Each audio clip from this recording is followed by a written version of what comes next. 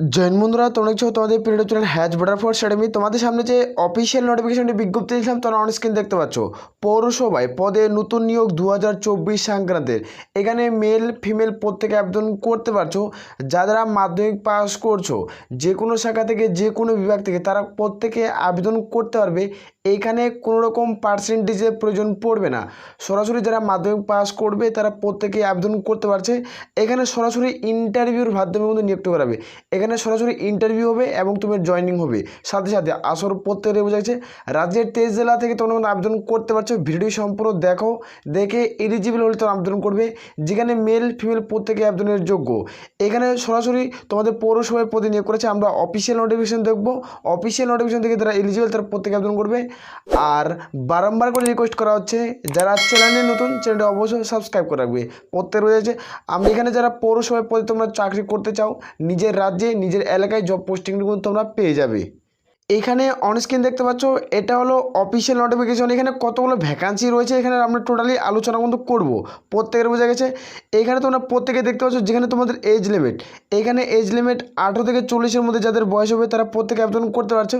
এখানে 1 জানুয়ারি 2024 অনুযায়ী তোমাদের বয়স ধরাবে। এখানে 1 জানুয়ারি 2024 অনুযায়ী তোমাদের বয়স ধরাবে। এর মধ্যে যাদের বয়স হবে তারা প্রত্যেকে যোগ্য। আর যারা এখানে SC ST প্রার্থী রয়েছে যাদের বয়স 18 থেকে যদি তোমাদের বয়স যদি তোমাদের 45-এর মধ্যে হয়ে থাকে, এখানে যদি তোমাদের বয়স 18 থেকে যদি 45-এর মধ্যে হয়ে থাকে তাহলে তোমরা প্রত্যেকে কিন্তু আবেদন করতে পারছো। আর যারা OBC প্রার্থী রয়েছে তারা কিন্তু প্রত্যেকেই 18 থেকে যদি তোমাদের বয়স 43-এর মধ্যে হয়ে থাকে তাহলে প্রত্যেকে আবেদন করতে পারবে। আর যারা জেনারেল ক্যাটাগরিতে রয়েছে তাদের বয়স 18 থেকে যদি তোমাদের বয়স 40-এর মধ্যে হয়ে থাকে তাহলে কিন্তু আবেদন করতে পারছো। এটাও তোমাদের এজ লিমিট। আর এটা এজ লিমিট ক্যালকুলেট করেছে 01/01/2024 অর্থাৎ 1 জানুয়ারি যেটাকে বলা হয়। এখানে আমরা দেখে নেব যেহেতু তোমাদের এডুকেশনাল কোয়ালিফিকেশন মানে শিক্ষাগত যোগ্যতার প্রয়োজন পড়ছে।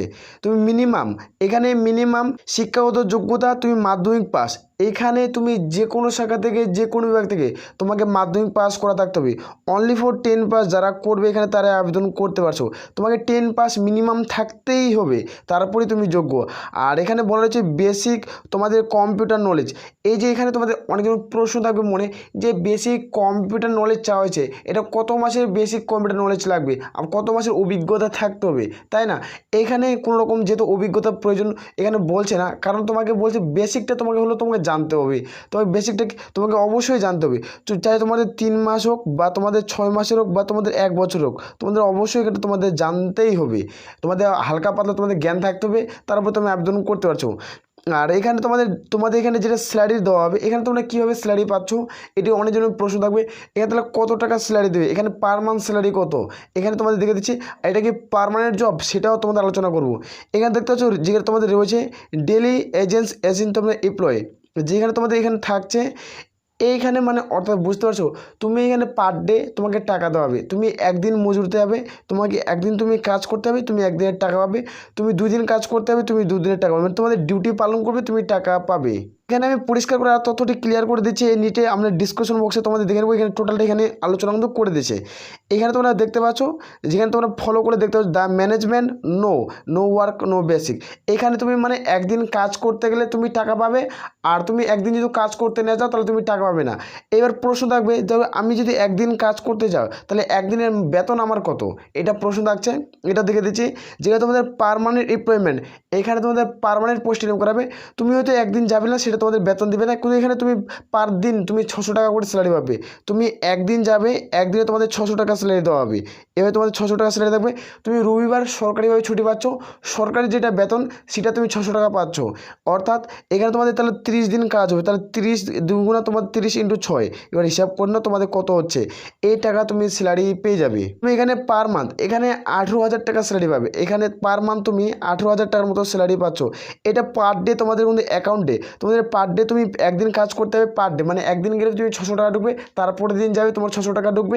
তুমি একদিন যদি কাজে না যাও তাহলে তোমার কিন্তু টাকা অ্যাকাউন্টে ঢুকবে না। আর এখান থেকে তোমাদের যেটা সুদ বলো সেটা তোমাদের কোনো থাকছে না। তোমার ডিএ গুড পে কোনো কিছু তোমাদের এটা মূল্যর মাইনে কিন্তু দেওয়া হবে না। আশা করি প্রত্যেকে এই জিনিসটা আমি টোটালি ক্লিয়ার করতে পারছি।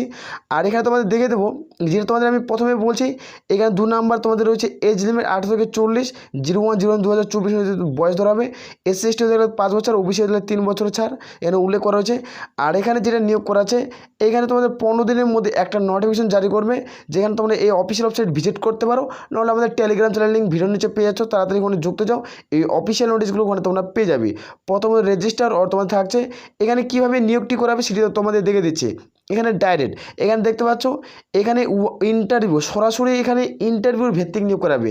এখানে টাইম অফ ইন্টারভিউ, এখানে তুমি যাবে সরাসরি ইন্টারভিউ হবে এবং ডকুমেন্টস ভেরিফিকেশন হবে এবং তোমাদের জয়েনিং হবে।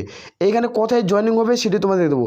এখানে দেখতে পাচ্ছ যেখানে ক্যান্ডিডেট তোমাদের এডুকেশনাল কোয়ালিফিকেশন দ্য ডিওবি, তোমাদের যেটা ডিওবি সার্টিফিকেট নোটিস এলিজিবল, তোমাদের কী কী তুমি ডকুমেন্ট নিয়ে যাবে। আমি বলে রাখছি, তুমি মাধ্যমিক সার্টিফিকেট নিয়ে যাবে, তুমি 10 পাস করছো তো 10 পাসের সার্টিফিকেট অবশ্যই মার্কস দিবেন, এবং তুমি যা তোমাদের ডিওবি তোমাদের ডিওবি তোমাদের সার্টিফিকেট অবশ্যই মার্কস দিবেন, তোমার যেটা জন্ম ডেট অফ বার্থ বলা হয়। তুমি যে এসসি এসটি মানে ওবিসি বা জেনারেল ক্যাটাগরি থেকে বিলং করছো তার ক্যাটাগরির সার্টিফিকেট, এবং এখানে তোমাদের এগুলো মার্কস দিবেন। তোমাদের কিন্তু পঞ্চায়েত থেকে তোমাদের এর একটা ইনকাম ট্যাক্সের সার্টিফিকেট নিয়ে যেতে হবে, তোমাদের পঞ্চায়েত থেকে তোমরা ওই সার্টিফিকেটটি পেয়ে যাবে, তোমরা যাই বলবে, যেখানে তোমরা এই সমস্ত ডকুমেন্ট নিয়ে যেতে হবে। আর ক্লারিং তোমাদের 2 কপি ছবি সাইজ নিয়ে যেতে হবে। এগুলো নিয়ে তোমাদের প্রত্যেকেই কোথায় এই ঠিকানাটি দেখাবো, সেই ঠিকানা তোমাদের যেতে হবে। সরাসরি ওয়াকিং ইন্টারভিউর মাধ্যমে কিন্তু নিয়োগটি করাচ্ছে। এখানে আমরা দেখে নেবো যেটা তোমাদের ইন্টারভিউ ডকুমেন্ট তোমাদের কী চাওয়া হয়েছে সেটা তোমাদের দেখে নিচ্ছি। এখানে দেখতে পাচ্ছ এখানে প্রত্যেকটি তথ্য উল্লেখ করা হয়েছে। যেখানে যখন তোমাদের ইন্টারভিউ ভেন্যু ইন লাস্ট 1 ঘন্টা মানে 1 আওয়ার, অর্থাৎ তোমাদের 1 ঘন্টা সময় নেবে।